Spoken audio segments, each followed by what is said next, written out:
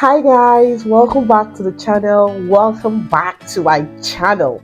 My name is Genevieve, and if you're seeing my beautiful face for the very first time, welcome to the channel, and thank you for clicking on this video. And to my returning subscribers, you guys are so amazing and you guys are awesome.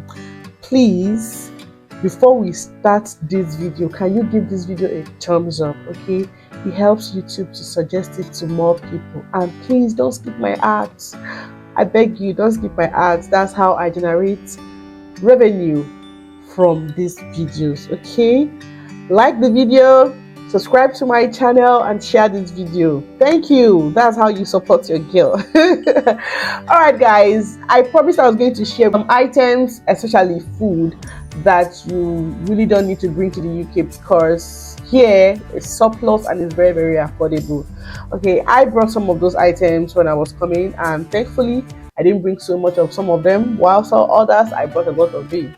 But whichever way, this video is just to inform you that there are some things that you really don't need to bring because there is just a lot of them here in the UK. So without wasting much of our time, let's get to the video immediately. The first thing that you don't even need to bring to the UK while coming is tomato paste. Tomato paste, the one we got in tomato in Nigeria, but it's tomato paste, tomato puree. There is a lot of tomato puree here in the UK. This is what tomato puree, tomato paste, this is what it looks like here in the UK, and this goes for as low as I think 55p or 60p thereabout.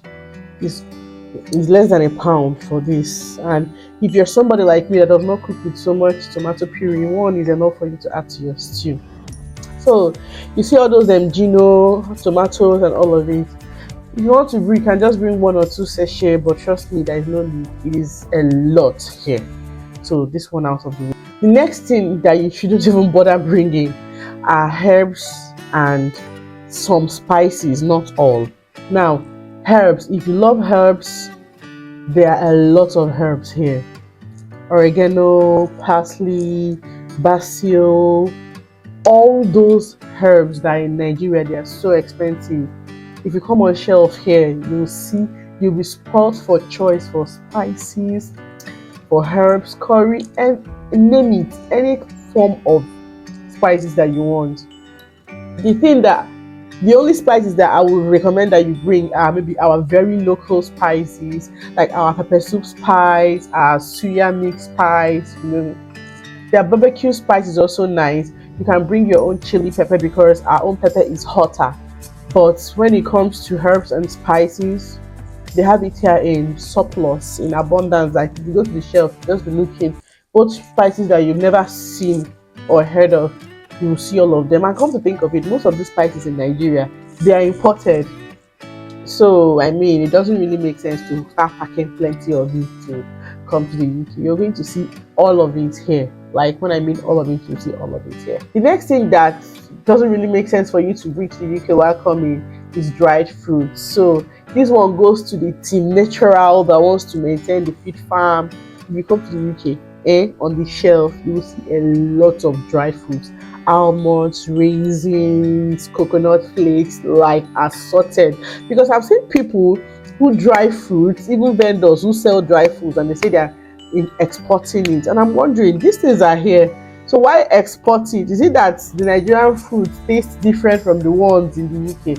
Which I've not really seen the difference when it comes to all these dry fruits. The apples taste well, the tangerine taste well, and all. So dry fruits are everywhere, like on shelf everywhere, and they are very affordable. Like you don't even need to break the bank to buy those things. And if you go to my shop, Lido, to shop, you will see them there staring at. The next thing that you really don't need to bring on your way is vegetable oil. I mean, there is a lot of vegetable oil here. You find the extra virgin olive oil, you find the castor oil, you find any kind of oil that you want. So if you're trying to maximize luggage, there is no need for you to be bringing vegetable oil when there is vegetable oil here.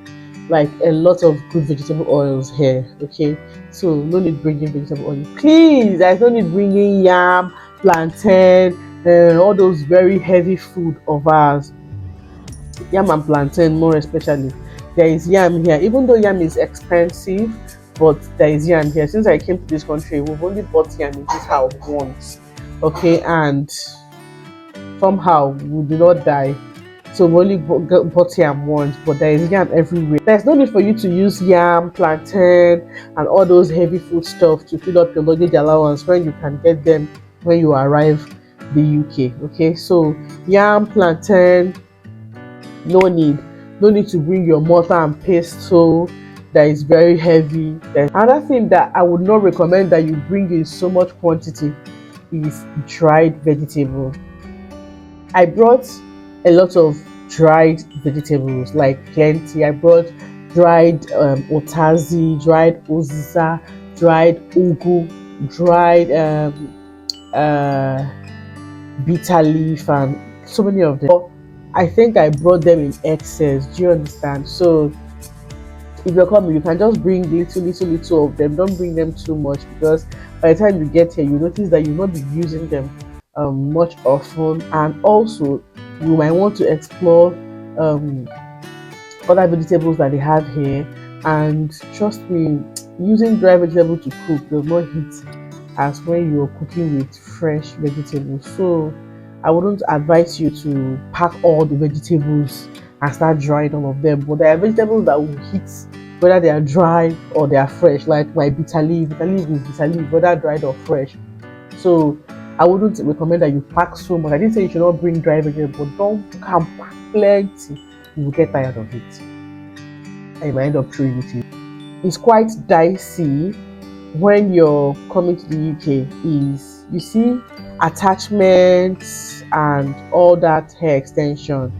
When I was coming, I had a bag, a box of attachments. Okay, but getting to the UK, I found one shop in New Street and they have all of it here. And trust me, it's not even very expensive. Like £3, you've gotten a pack of attachments. Even though some places will start arguing, £3 is almost 3k, and you can't compare. That's because we are doing conversion. If you're earning here and shopping here, you notice that £3 to buy a pack of attachments is not really so much like that. So if you have the space to pack as many and as much as attachments as you want, please feel free to. But what I'm saying is that it's something that you can get here and you won't need to break a bank to do that.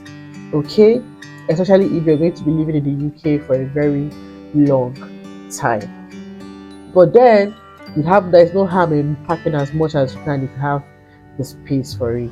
Another thing is clothes and shoes. Is a very, very tricky one. Try bringing a few clothes, but make sure that you don't use all your clothes to occupy all your luggage allowance, and at the end of the day you won't have any need for it. So in the case of clothes, pick the clothes you need and a few shoes that you will need. Some persons will even say don't bring any clothes at all. When you come to the UK, you buy it, but I won't recommend that, because on this waka of Jackpa, you can get to the UK and how you planned it, how you envisaged it, it might not work out for you immediately. You might stumble into some extra expenses that you did not factor in when you were making your plans, and the money that you were saying that you used to shop, you use it first of all to sort out that issue. Then you will now become the story of a man or a woman who does not have clothes to wear. So think about it very well. You can bring a few clothes, it won't hurt, but I wouldn't recommend packing all your clothes from Nigeria or from wherever you're coming from to the UK. That's a waste of luggage allowance.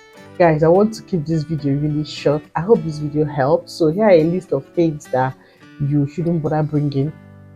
I don't know if the list is exhaustive. If there are other things that you feel that it's not necessary, you're in the UK, and there are things you feel that it's not necessary for you to bring to the UK, feel free to leave a comment in the comment section. And you guys always comment. I really want to hear your feedback, and if there's any other video that you would want me to make, if there's any other thing you really want me to talk about on relocating to the UK, please leave a comment in the comment section. Okay guys, thank you for watching this video, and I'll see you in my next video. Definitely, bye.